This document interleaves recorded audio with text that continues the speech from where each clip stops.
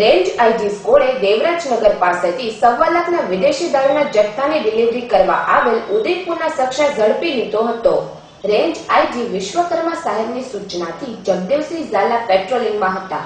તે વેળાએ મળેલી બાતમીના આધારે દેવરાજનગર વિસ્તારમાં વોચ ગોઠવી હતી, જેમાં બાતમીવાળી સ્કોર્પિયો નંબર GJ08F1972 પસાર થતા તેને રોકી ચેક કરતા કારમાંથી 174 બોટલ વિદેશી દારૂ અને 600 બિયરના ટીન મળી આવતા કાર ચાલક સુનિલ દેવીલાલજીને ઝડપી લઈ આ દારૂની ડિલિવરી કરવા કોને આવ્યો હોવાની તપાસ હાથ ધરી હતી। Second dish, no get out. Paper dish. Hey, I'm not going to get it.